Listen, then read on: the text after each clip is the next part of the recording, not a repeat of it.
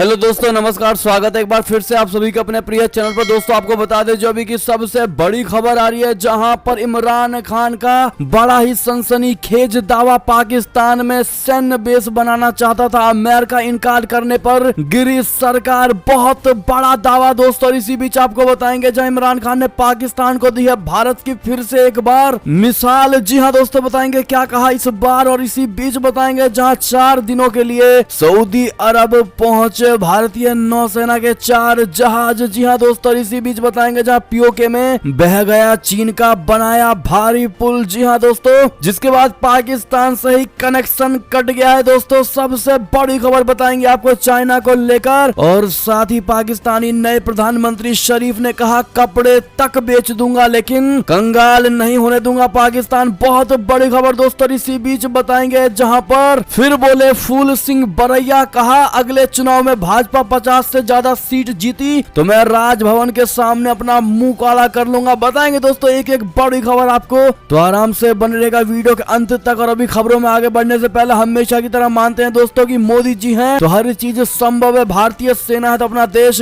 गर्व से जी रहा है दोस्तों। और आपको भी भारतीय होने पर शान है और मानते हैं भारत देश नंबर 1 देश और भारत की विदेश नीति सबसे बेस्ट है, सबसे टॉप के। तो इस वीडियो को भी कर दीजिए लाइक, चैनल को कर दीजिए सब्सक्राइब, बेल आइकन दबाइए, साथ ही कमेंट बॉक्स में लिख दीजिएगा जय हिंद। जी हाँ दोस्तों, तो चलते हैं पहली और सबसे बड़ी खबर की तरफ, जहां इमरान खान का बड़ा ही सनसनीखेज दावा, कहा पाकिस्तान में अमेरिका को मिलिट्री बेस देने पर कभी नहीं हुआ तैयार, इसीलिए ही गिराई गई मेरी सरकार। जी हाँ दोस्तों, पाकिस्तान के पूर्व पीएम इमरान खान ने विदेशों में रहने वाले पाकिस्तानियों को संबोधित करते हुए बताया है कि आखिर उन्हें अमेरिका ने क्यों गद्दी से उतार दिया है। इमरान खान ने पहले भी अमेरिका पर उनकी सरकार गिराने का आरोप लगाते रहे हैं, लेकिन पहली बार है जब इमरान खान ने बताया है कि उनकी सरकार गिराने की साजिश कब से शुरू हुई। इमरान खान के मुताबिक अमेरिका पाकिस्तान में अपना एक एयर बेस बनाना चाहता था दोस्तों, जिसकी उन्होंने मंजूरी नहीं दी। इमरान खान के मुताबिक अमेरिका चाहता था कि अफगानिस्तान में आतंकी घटनाओं के बाद जवाबी हमले के लिए पाकिस्तान में उन्हें एक एयर बेस बनाने को की मंजूरी दी जाए। इमरान खान के मुताबिक उन्होंने इसके लिए साफ मना कर दिया, जिसके बाद से अमेरिका ने उन्हें पीएम पद से हटाने की योजना बनानी शुरू कर दी। जी हाँ दोस्तों, बता दें पाकिस्तानी अखबार द डॉन के मुताबिक इमरान खान ने एनआरआई पाकिस्तानियों को संबोधित करते हुए कहा दोस्तों कि अमेरिका कभी भी पाकिस्तान में कोई स्वतंत्र सरकार नहीं चाहता है, बल्कि वो ऐसी सरकार चाहता है जो उसकी हाँ में हाँ मिलाकर चले। और इमरान खान ने यह भी कहा कि आतंकवाद के खिलाफ अमेरिका द्वारा छेड़ी गई जंग में पाकिस्तान के 80,000 लोगों की मौत हो चुकी और फिर भी अमेरिका पाकिस्तान को आतंकवाद फैलाने का जिम्मेदार मानता है। जी हाँ दोस्तों, और भी बहुत कुछ कहा है, लेकिन दोस्तों जो मुद्दे की बात थी वो हमने आपको बताया। इस पर आपका क्या जवाब होगा दोस्तों, कमेंट करके जरूर बताइएगा। और इमरान खान सच में दोस्तों अमेरिका के इस बयान को लेकर और अमेरिका के नीतियों को लेकर काफी ज्यादा बौखलाते हुए नजर आ रहे दोस्तों। इस पर आपकी क्या राय सुझाव होगी, कमेंट करके जरूर बताइएगा दोस्तों।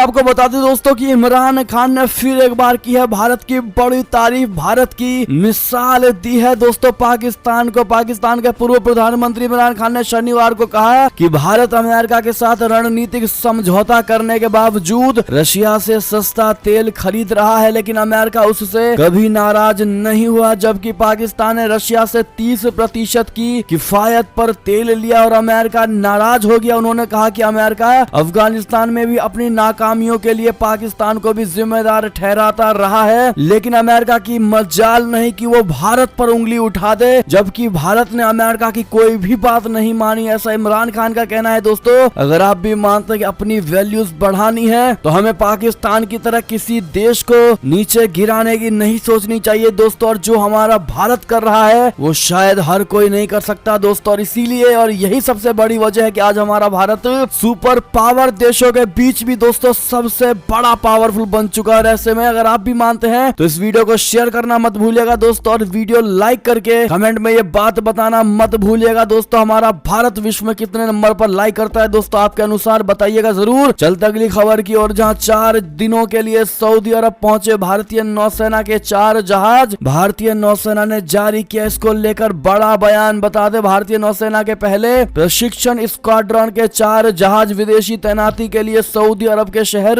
जेद्दा पहुंच गए हैं दोस्तों। भारतीय नौसेना ने इसे लेकर ट्विटर पर एक बयान भी जारी किया है। भारतीय नौसेना ने एक बयान में बताया है कि नौसेना के जहाज 5 देशों की विदेशी तैनाती के हिस्से के रूप में सऊदी अरब पहुंचे, जहां ये जहाज 4 दिनों तक रहेंगे। जी हां, भारतीय नौसेना के युद्धपोतों को अक्टूबर 2008 से अदन की खाड़ी में समुद्री डकैती रोधी गश्त के लिए तैनात किया गया है, ताकि व्यापारिक जहाजों के सुरक्षित पारगमन को सुनिश्चित किया जा सके। नौसेना ने अपने बयान में आगे बताया है कि इस यात्रा के दौरान प्रथम प्रशिक्षण स्क्वाड्रन के वरिष्ठ अधिकारी कैप्टन आफताब अहमद खान के साथ में भारतीय जहाजों के कमांडिंग अधिकारियों के साथ रॉयल सऊदी नौसेना बलों के पश्चिमी बेड़े के कमांडर रियल एडमिरल याना बिन मोहम्मद अल असीरी से मुलाकात की। अधिकारियों के बीच बैठक के दौरान दोनों देशों के बीच द्विपक्षीय नौसेना सहयोग और प्रशिक्षण पहल के मुद्दों पर चर्चा की गई है। दोस्तों, बढ़ते अगली खबर की ओर, जहां पर पीओके में बह गया चीन का बनाया भारी पुल, पाकिस्तान से कनेक्शन कटा, ग्लेशियर फटने से बड़ी तबाही। जी हां दोस्तों, पाकिस्तान अधिकृत कश्मीर में चीन निर्मित एक बड़ा पुल देखते ही देखते टूटकर पानी के तेज बहाव के साथ बिखर गया। इस हादसे की तस्वीर सोशल मीडिया पर वायरल हो रही है दोस्तों, और इससे ये भी पता लगता है कि जलवायु परिवर्तन कितना बड़ा खतरा है, क्योंकि इस घटना के पीछे ग्लेशियर का फटना बताया जा रहा है। ग्लेशियर के पानी से आई बाढ़ की वजह से जो पुल बहा है वो चीन और पाकिस्तान को जोड़ने वाला मुख्य पुल है, और चीन पाकिस्तान इकोनॉमिक कॉरिडोर का ही हिस्सा है, जिस पर चीन बहुत ज्यादा खर्च कर चुका है। जी हां दोस्तों,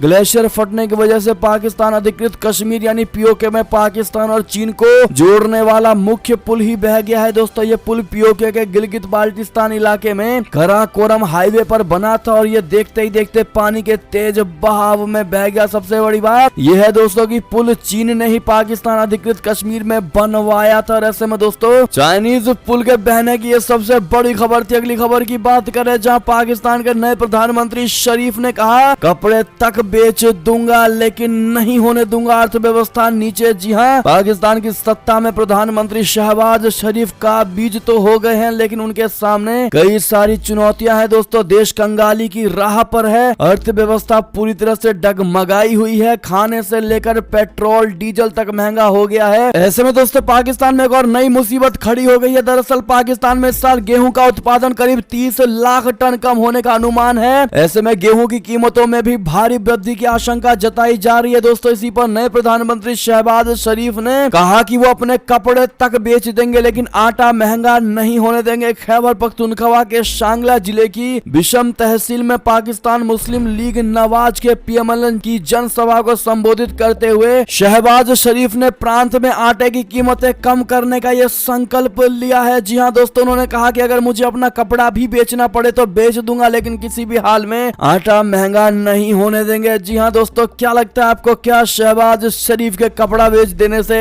आटे की महंगाई नहीं बढ़ेगी? दोस्तों कमेंट करके जरूर बताइएगा कैसे कैसे जवाब होते हैं इन प्रधानमंत्रियों के भी, खास करके पाकिस्तान के प्रधानमंत्री की। दोस्तों अगली खबर की बात करें, जहां जम्मू कश्मीर से बड़ी खबर, कुलगाम में सुरक्षा बलों के साथ मुठभेड़ में 2 आतंकवादी ढेर। जी हां दोस्तों, जम्मू कश्मीर के कुलगाम जिले में रविवार को सुरक्षा बलों ने 2 आतंकवादियों को मार गिराया है। दोस्तों सुरक्षा बलों के साथ मुठभेड़ में मारे गए 2 आतंकवादियों में से एक लश्कर तैयबा का पाकिस्तानी आतंकवादी भी शामिल है। पुलिस ने यह जानकारी दी है। दोस्तों सबसे बड़ी खबर, जम्मू कश्मीर पुलिस के एक अधिकारी ने बताया है कि कुलगाम के चेयन देवसर इलाके में मुठभेड़ तब शुरू हुई जब सुरक्षा बलों ने आतंकवादियों की मौजूदगी की सूचना के बाद क्षेत्र की घेराबंदी करके तलाशी अभियान शुरू कर दी है। अधिकारी ने बताया है कि सुरक्षा बलों और आतंकवादियों के बीच गोलीबारी में दोनों आतंकवादी मारे गए हैं। जी हाँ दोस्तों, ऐसे में दोस्तों अपने सुरक्षा बलों को दोस्तों इसके लिए थैंक यू जरूर कह दीजिएगा। अगली खबर की बात करें, जहां बुराई लौट आई है पर जंग में जीत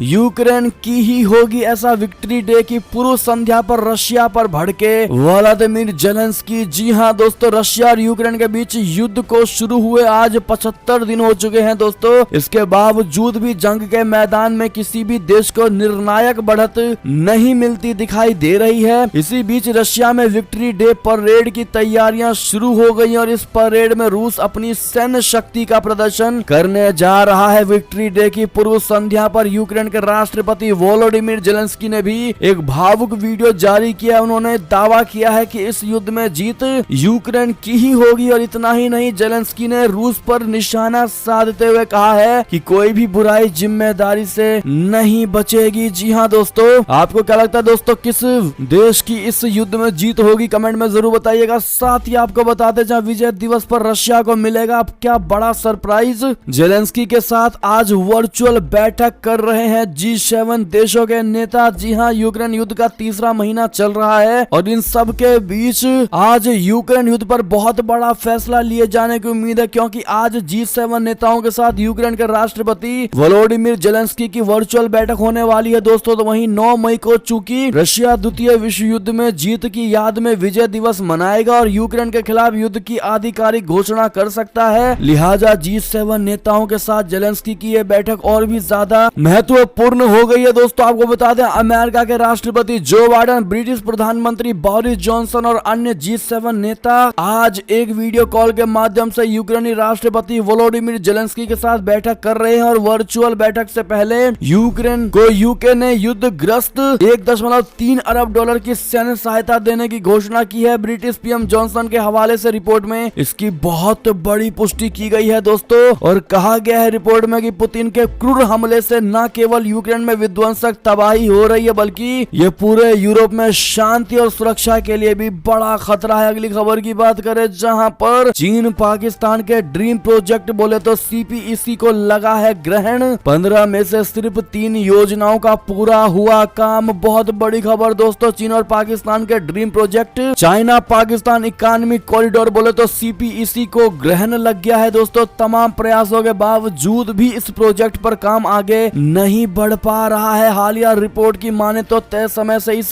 प्रोजेक्ट का काम काफी पीछे चल रहा है। अब तक 15 में से सिर्फ 3 प्रोजेक्ट का ही काम हो पाया है। आपको बताते चले कि ये रूट पाकिस्तानी कब्जे वाले कश्मीर से होकर निकलना था, इसलिए भी भारत भी इसका विरोध करता है। जी हाँ दोस्तों, एक्सप्रेस ट्रिब्यून न्यूज़पेपर के मुताबिक अब तक पाकिस्तान ने केवल ग्वादर में 3 प्रोजेक्ट पर काम पूरा किया है, जिसमें 30 करोड़ डॉलर की लागत आई है। अभी 1 दर्जन से ज्यादा प्रोजेक्ट अधूरे हैं, जिसमें पानी की सप्लाई और इलेक्ट्रिसिटी जनरेशन के प्रोजेक्ट शामिल है। जी हाँ दोस्तों, लेकिन इसी बीच दोस्तों आपको बता दें जो खबर है, जहां पर खुद सरकार पर भड़का पाकिस्तानी सांसद, कहा हमने चीन का भरोसा तोड़ा है, सेना की सुरक्षा का वादा सिर्फ शब्दों में देखा है। जी हाँ दोस्तों, कराची यूनिवर्सिटी में हमले के बाद पाकिस्तान से उठा चीन का भरोसा, खुद पाकिस्तानी समिति ने मानी है ये बात। आपको बता दें, कराची यूनिवर्सिटी में पिछले दिनों बलूचिस्तान विद्रोही संगठन से जुड़ी एक बुर्काधारी महिला ने आत्मघाती धमाका कर दिया था, आप सभी को याद होगा।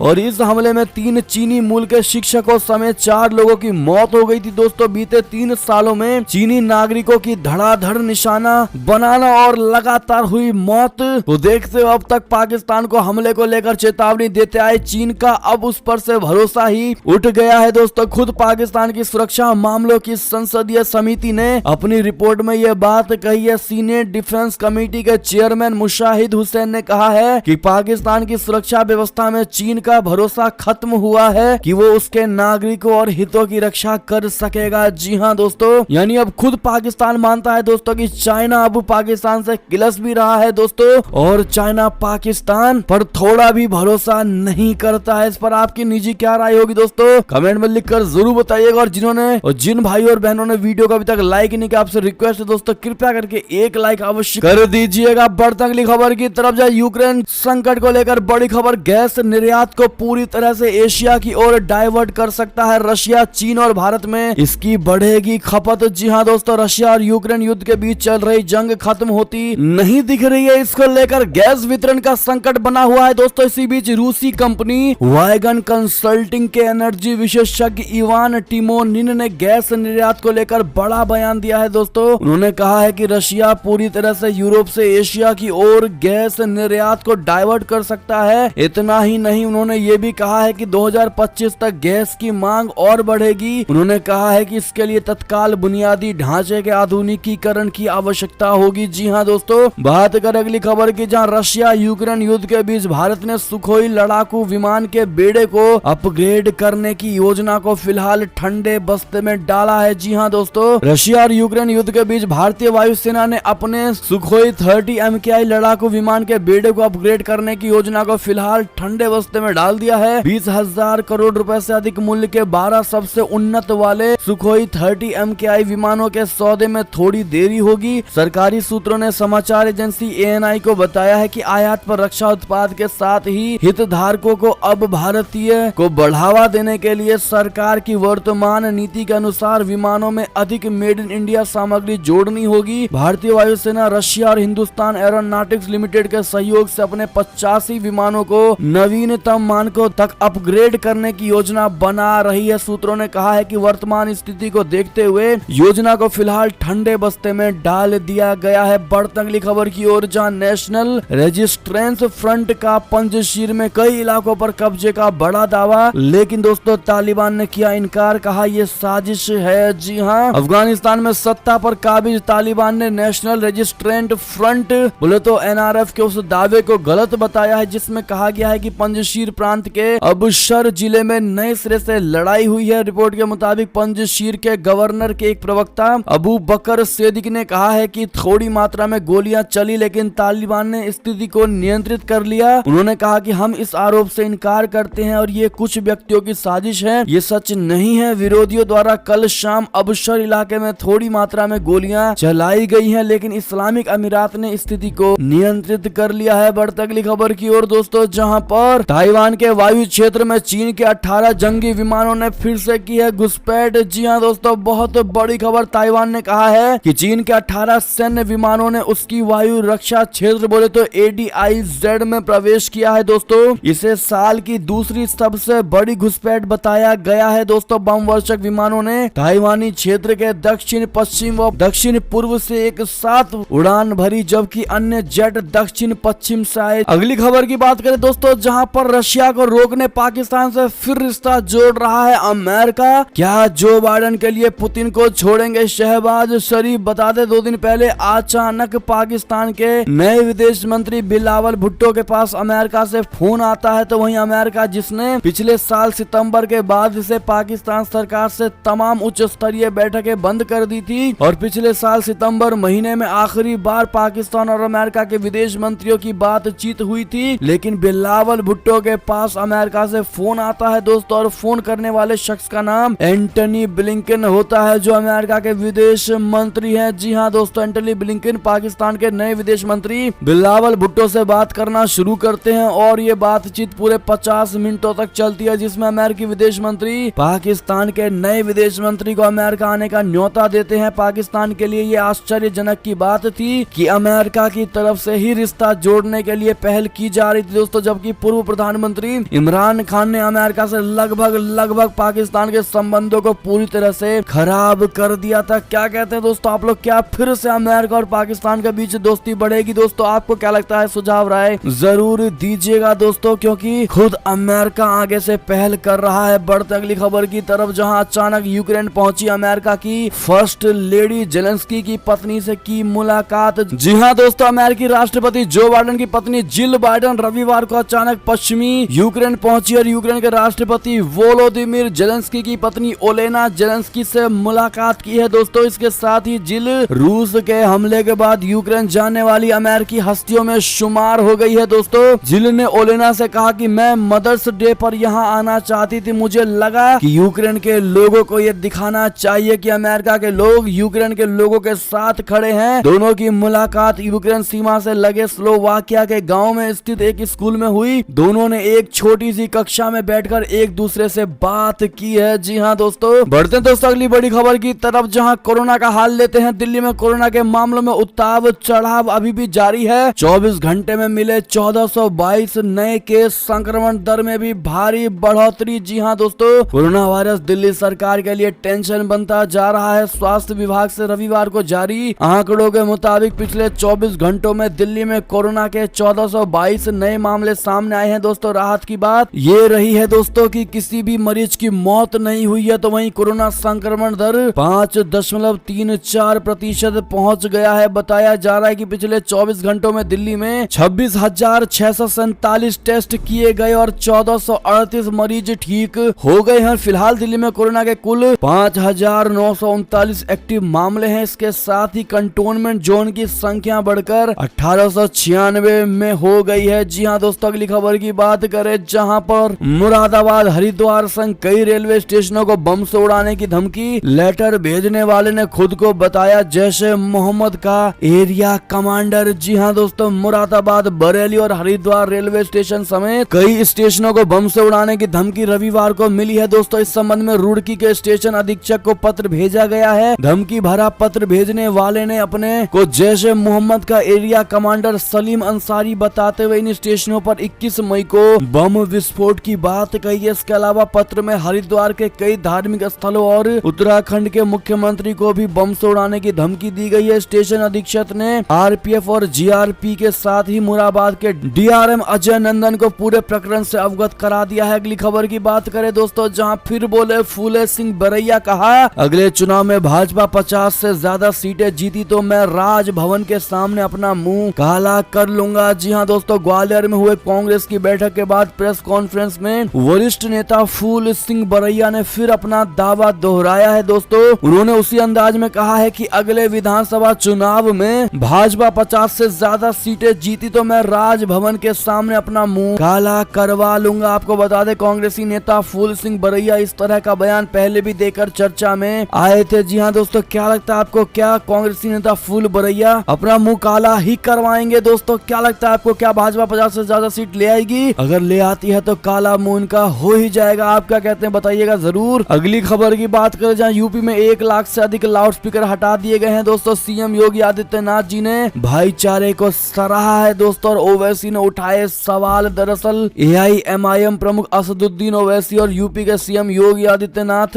को लेकर ये बड़ी खबर है। दोस्तों, उत्तर प्रदेश के मुख्यमंत्री योगी आदित्यनाथ जी के सख्ती के चलते धार्मिक स्थलों पर लाउड स्पीकर की आवाज तय मानकों के अनुरूप कम कर दी गई है। अभी तक प्रदेश में 1 लाख से ज्यादा लाउड स्पीकर तो हटा भी दिए गए हैं। दोस्तों, सीएम योगी आदित्यनाथ जी ने इसके लिए जहां भी समुदाय के लोगों के बीच आपसी भाईचारे की सराहना की है, तो वहीं अधिकारियों को चेतावनी दी है कि लाउड स्पीकर दोबारा से नहीं लगने चाहिए। हालांकि ऑल इंडिया मजलिस इत्तेहादुल के प्रमुख असदुद्दीन ओवैसी का भी अहम बयान सामने आया है। दोस्तों, मीडिया रिपोर्ट्स के मुताबिक सीएम योगी आदित्यनाथ जी ने सभी धर्मों के लोगों से कहा था कि अगर धार्मिक स्थल पर लाउड स्पीकर लगाना है तो तय मानकों के अनुरूप आवाज होनी चाहिए। उन्होंने ये भी कहा था कि कहीं भी जबरन लाउड स्पीकर नहीं लगाया जाए और न ही नए लाउड स्पीकर लगाने दिया जाए। ओवैसी की बात करें दोस्तों, तो असदुद्दीन ओवैसी लगातार मुस्लिम को पीड़ित बताते आए हैं। जहां जहांगीरपुर हिंसा हो या ज्ञानवापी मस्जिद का सर्वे, प्रत्येक मुद्दे पर ओवैसी हमला करने से पीछे नहीं हटते। सीएम योगी ने जहां यूपी में 1 लाख लाउड स्पीकर हटने के लिए आपसी भाईचारे की सराहना की है दोस्तों, तो वहीं ओवैसी ने हिंदुओं पर ही हमला कर दिया। उन्होंने वीडियो जारी करके मुस्लिम समाज के लोगों से खास अपील की। उन्होंने कहा कि मस्जिदों और दरगाह के बाहर सीसीटीवी लगाए जाने चाहिए, इससे पत्थर मारने वालों की पहचान हो सके। उन्होंने कहा कि मस्जिद के बाहर किसी भी धर्म का जुलूस निकले तो उसे फेसबुक पर लाइव करें ताकि गुनहगारों की पहचान हो। उन्होंने मुस्लिम समाज के लोगों से कहा कि आप लोग हुकूमत को नहीं बदल सकते, इसलिए आपको लीडरशिप बदलने की बेहद जरूरत है। यानी कि दोस्तों, एक तरफ योगी आदित्यनाथ जी पूरे प्रदेश के हर समुदाय के लोग को दोस्तों एक साथ लेकर चल रहे हैं, लेकिन असदुद्दीन ओवैसी साहब सिर्फ एक समुदाय को दोस्तों आगे लेकर चलने की बात कह रहे हैं। दोस्तों, ऐसे में आपकी क्या राय होगी कमेंट करके जरूर बताइएगा। और योगी जी के बात का क्या आप दिल से समर्थन करते हैं बताना मत भूलिएगा। दोस्तों, बढ़ते हैं अगली और बड़ी खबर की तरफ, जहां पर बीजेपी जल्द करेगी राष्ट्रपति पद के उम्मीदवार का बड़ा ऐलान। जी हां दोस्तों, भारतीय जनता पार्टी जल्द ही राष्ट्रपति पद के लिए अपने उम्मीदवार के नाम का ऐलान कर सकती है। सूत्रों के मुताबिक बीजेपी ओबीसी या किसी महिला को राष्ट्रपति पद का प्रत्याशी बना सकती है। ओबीसी और महिलाओं का देश की आबादी में सबसे ज्यादा प्रतिनिधित्व है दोस्तों। हालांकि अनुसूचित जनजाति यानी एसटी, अनुसूचित जाति बोले तो एससी या दक्षिण भारत के उम्मीदवार जैसे कई थ्योरी राजनीतिक हलकों में है। जी हाँ दोस्तों, क्या लगता है आपको किन को बनाना चाहिए राष्ट्रपति? कमेंट में आप लोग सुझाव जरूर दीजिएगा। और इसी बीच इन सभी खबरों के साथ दोस्तों ये थे अब तक की सारी बड़ी खबरें। आपको हमारी खबर कैसी लगी दोस्तों? आशा करता हूँ बहुत अच्छी लगी होगी। अगर थोड़ी भी अच्छी लगी है तो इस वीडियो को अभी अपने भाई बंधुओं में व्हाट्सएप, फेसबुक, ट्विटर के जरिए पूरे भारत में शेयर करना बिल्कुल मत भूलिएगा दोस्तों। और अभी कर दीजिए इस वीडियो को लाइक, चैनल को कर दीजिए सब्सक्राइब, बेल आइकन दबाइए, साथ ही कमेंट बॉक्स में लिख दीजिएगा जय हिंद जय भारत। तो मिलते हैं आप अगली बड़ी खबर में दोस्तों, तब तक अपना ख्याल रखिएगा। आप सभी का बहुत बहुत धन्यवाद साथ देने के लिए, साथ बने रहने के लिए। और खबरों का सिलसिला लगातार हमारे चैनल पर जारी है दोस्तों, तो अपडेट रहना बिल्कुल मत भूलिएगा। अगली बड़ी खबर का इंतजार करिएगा दोस्तों। हम मिलते हैं आपसे अगली बड़ी खबर में, तब तक के लिए आप सभी को बहुत बहुत धन्यवाद। जय हिंद, जय भारत, जय श्री राम, वंदे मातरम, हर हर महादेव।